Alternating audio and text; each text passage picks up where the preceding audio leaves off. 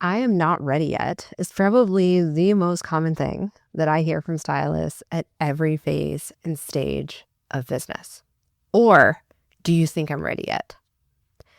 And the tricky part is you can actually stay in that place for a long time and still feel like you are being productive and doing everything, quote, right in your business. And so today we're going to talk about how to break this cycle for good.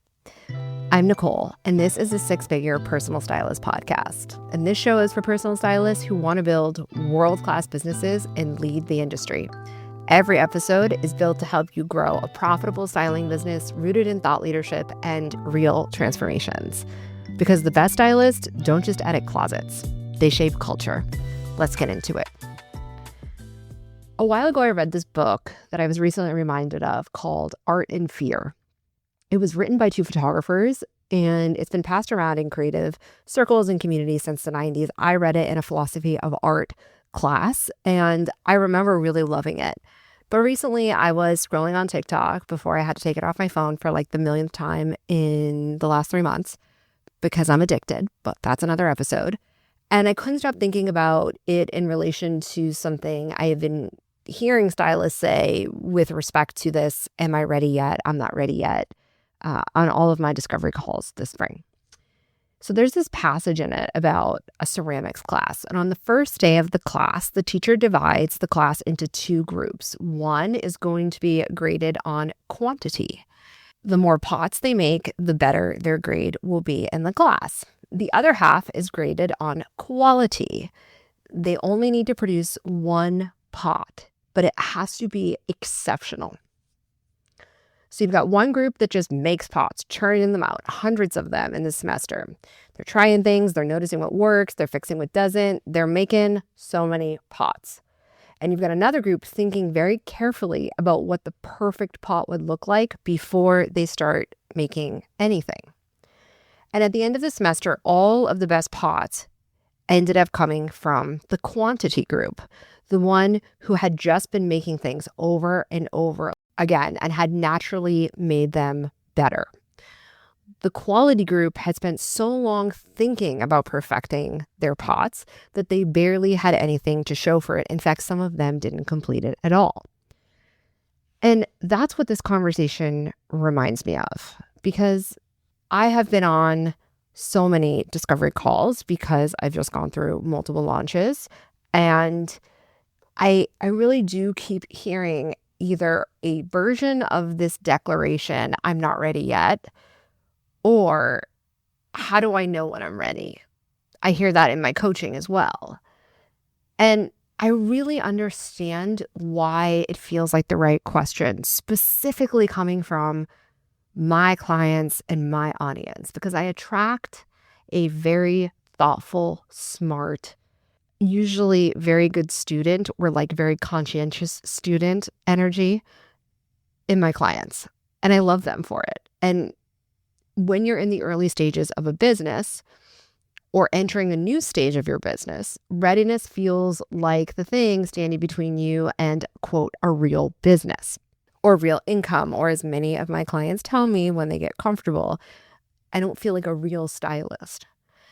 And the assumption here that we don't say is like there's some point you have to reach, some amount of experience or confidence you have to build up to before you can legitimately move forward. But like readiness in any area of your life is not a threshold. If readiness was a threshold, you would be able to name it. If it was a real point in time, a real marker, you would be able to say, oh, I've hit that point and now I'm ready. But the truth is, most of us don't really know what ready looks like. How many clients, how much experience, what specifically needs to happen to arrive at that magical moment of ready. And in my experience, most people cannot name it. They cannot name what that threshold is.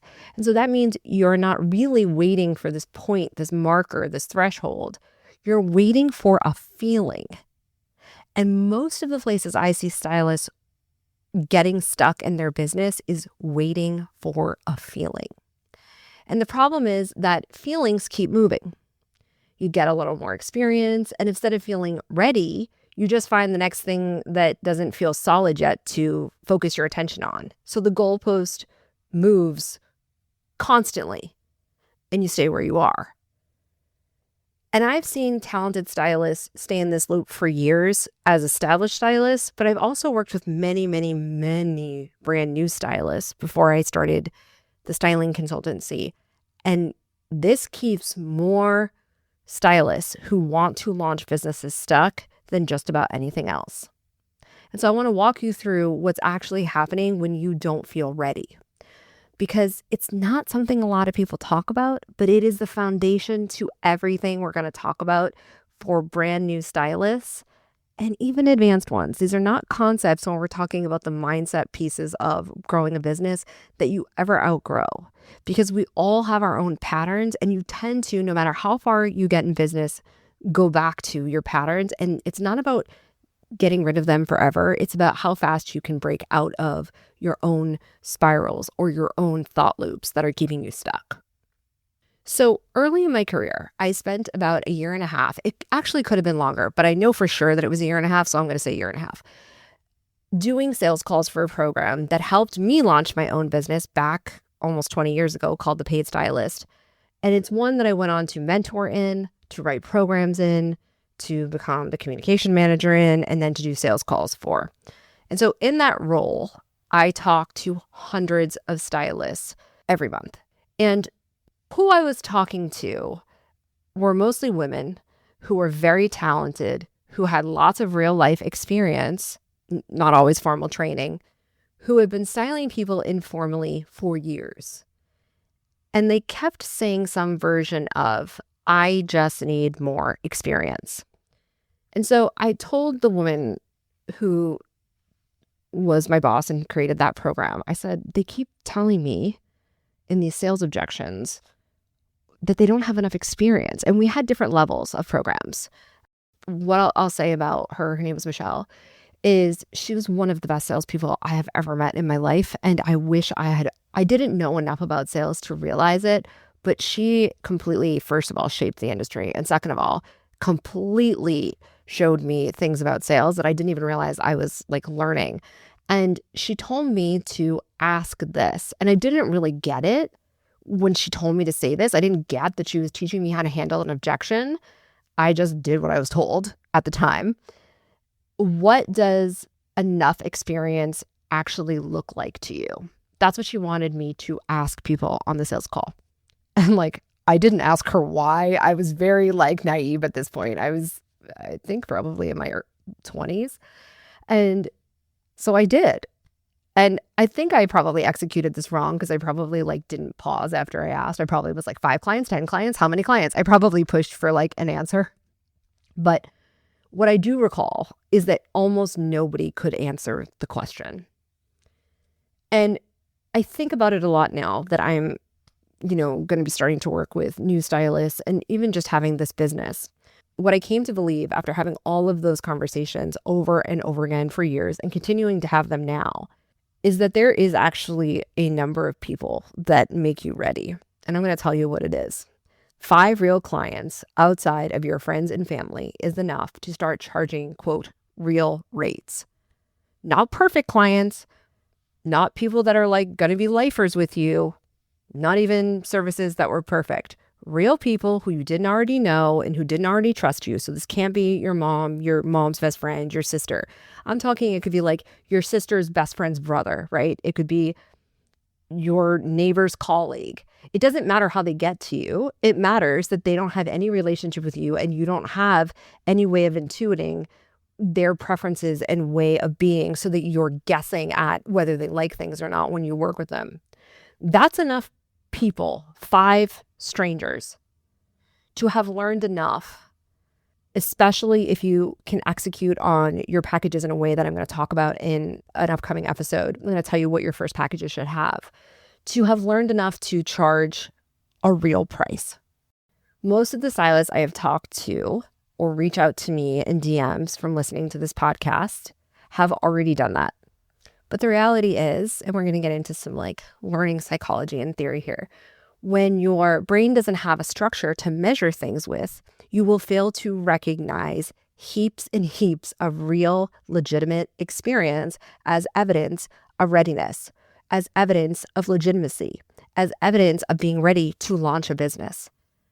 Evidence is a very key word here, and we're going to spend a minute with it because experience is the raw material. Most of you who are listening already have that to a varying degree. You have experience styling friends and family. You have experience styling all kinds of folks. But evidence is what accumulates when you repeat the same process repeatedly and it produces results. And it is evidence that creates certainty. It is evidence that creates what most stylists are chasing, which is a feeling of readiness. And you can't think your way to that. You cannot research your way there. You can't take another course. You could not listen to every episode of this podcast. You could not listen to every episode of my old podcast when I was a stylist, which many people have done, trying to feel ready. And you cannot spend another 6 months tweaking your Instagram bio and think that you're going to hit one that makes you feel ready. Because evidence only comes from doing the work inside of a structure that you repeat. Without that, every session you do with a potential client or a legitimate client, a real client, is just a one-off and nothing compounds. So you keep waiting to feel ready. And for most established stylists, this often shows up in waiting to feel like, quote, a legitimate stylist, despite the fact that strangers are already and regularly paying you and finding you online and working with you. It is when we don't have a repeatable process and structure that we do with our clients, that we're not bending, this is not a choose your own adventure situation, that we build our own expertise and we create the evidence to feel like we have mastered something. And so the stylists I see in this pattern of always waiting to feel ready are missing structures. They have skills, but they have zero repeatable process. And so I am in many ways speaking to the stylist who's getting ready to launch their business and feel ready to do that, feel prepared to do that. What I am saying is true. You have to get evidence inside a repeated structure that gives you data that tells you why something is successful in order to feel like you are achieving mastery. Most of the time, what I see is that stylists spend a lot of time, and this includes new stylists, beating themselves up over not having enough talent when what they are actually missing is a repeatable structure in their business, in their styling containers, and how they actually execute on them, how they actually commit to doing a closet edit, the questions they ask of the client, how many hours they're shopping is, how many pieces they're typically giving, give or take a couple, to their clients, how many times they're actually editing a shopping board for a virtual client. All of these things need to have a structure, or else you will just misdiagnose the problems in your business. And usually, and this is what I see the most, you will spend years not getting paid like the expert you are. So you're accumulating all of this evidence, but you're not in any way accumulating a sense that experience is leading to mastery. And what makes this harder is that the advice that most stylists tend to get at the beginning stages of business really creates a bigger problem. When a stylist doesn't feel ready, a business coach, their partner, their mom, people that mean well, will tell them things like they need to work on their confidence. They need to work on their mindset. They need to sell more. They just need to get out there more and get more followers. And sure, I'm not going to say those things don't matter, but at this stage, when you are starting a new business or when you're going into an entirely new market or trying a whole different thing as an established stylist, those things are not the problem. You are not lacking confidence because you are not lacking confidence because you have a bad mindset. You're lacking confidence because you don't have a structure that produces consistent results. And your brain and your integrity is rational enough and developed enough to notice that and think, I'm not really going to do this because I don't want to seem like I'm faking it. Now, sometimes you got to fake it in life. I'm not going to lie to you. But when you are trying to charge a lot of money or you want to make a styling business your full-time gig, most of you are very good at what you have done in your life. You come from corporate backgrounds. So many of the stylists I work with that are new to the game have big jobs or had big jobs, and they need to make real money. And they're like, I need a structure to do this. And I want you to think about what you do with your own clients to sort of shift the lens on this. When a client says she doesn't feel confident in clothes or in shopping or in getting dressed, you probably do in a moment try to reassure them. But you know that if you just handed them a book on self-esteem and sent them home, or told them, oh, you look fine, and left it there, it wouldn't do much, right? So what do you do as a stylist? You show him or her what works. You guide a client through choices that actually change how they see themselves by showing them how the clothes work, how they fit with their body type, how the colors make them look, more alive. And you notice over the sessions that their confidence builds from the evidence you are showing them with the knowledge and the follow through by putting the clothes on their body and seeing it in the mirror that they're getting. It's not just, oh, best of luck. Think about it a little differently. You're both talking to them and explaining it to them, and you're showing them with the clothes. And just like your clients don't become confident because there are great outfits just sitting in their closet, they become confident when they actually wear them and they understand why they make them feel or look the way that they do. Your business works exactly the same way. You don't build confidence by thinking about things in your business. You build it by doing the actions inside a structure that actually produce results.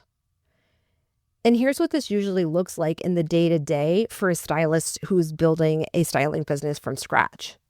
You are waiting to feel ready. You are waiting to leave that full-time job.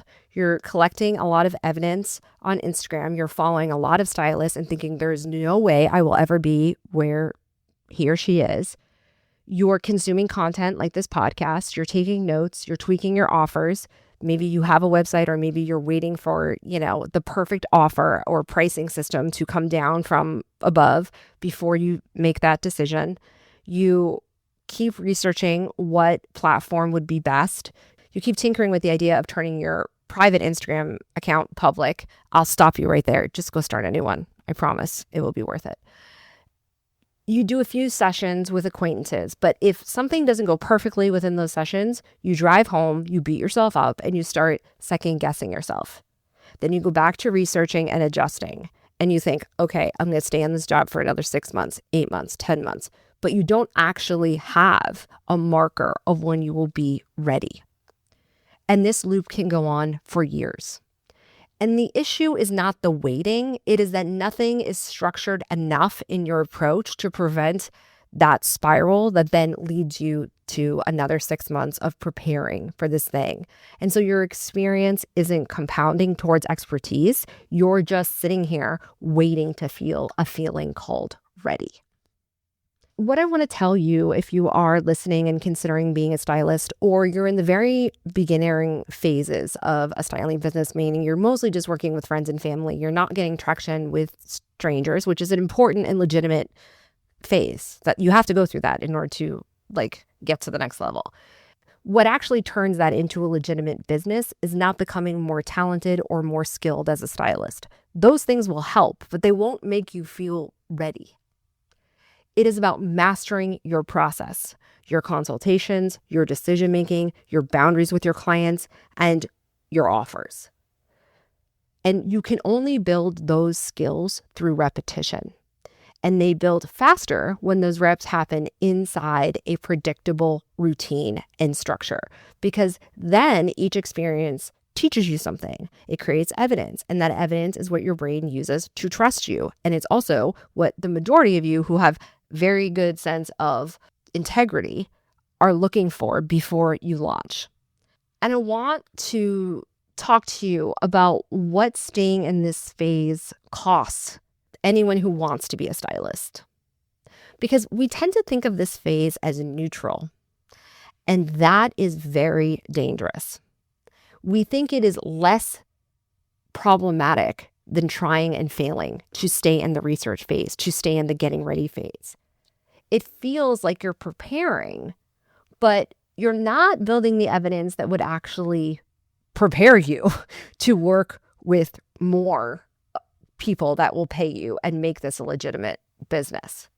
And so a lot of people in the styling world stay here for years without anything forcing it to change because they don't have anything on the line. But nothing then changes either. And so every month you stay in this place of researching and getting ready is a month where you're not charging at all, or you're undercharging, or you're not getting the experience you need for this to become a reliable and serious business. And in the moment, it feels safer than going for it. But over time, you realize that waiting is the thing that is the most expensive decision because you're never going to feel ready, but you can't get those years back. And if you're in this phase where you keep thinking that you need more time, more clarity, more experience, this is exactly what my Foundations of Professional Styling program was designed to address. Foundations gives you the structure to build your styling business properly, so you're not trying to figure it out on your own and waste years to get to your income goals. The waitlist opens for this new program on April 20th, and the link is in the show notes to join the waitlist to get a very special one-time price and some additional support that will not be offered in continued rounds. I'm going to leave you with this. I want you to remember that quality group in the ceramics class that I opened the show talking about. They were not less talented. They were not less motivated. They just spent the whole semester waiting to make something worth making instead of making anything at all. And at the end of it, they had a lot of theories about what would make the perfect pot, but not much else. And so if you're waiting to feel ready, ask yourself something. What would ready actually look like? What's the number of sessions? What are the specific things and the markers I want to have that would make me ready? What would make me say one day when I woke up and I met those conditions, okay, now I'm ready?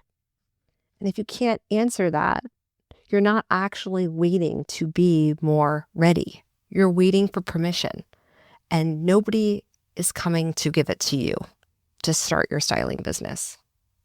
The only way is to build something in a structured, repeated way, to get in the reps, to get the type of experience that is actually going to lead you to feel legitimate, and let that evidence accumulate.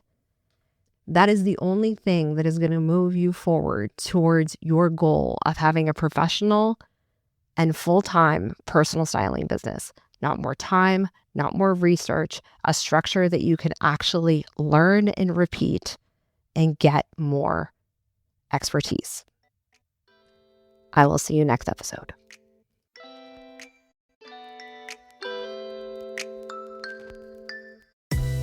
Thank you so much for hanging out with me. It turns out that social proof is actually pretty important. So if you could help me out, I'd so appreciate it.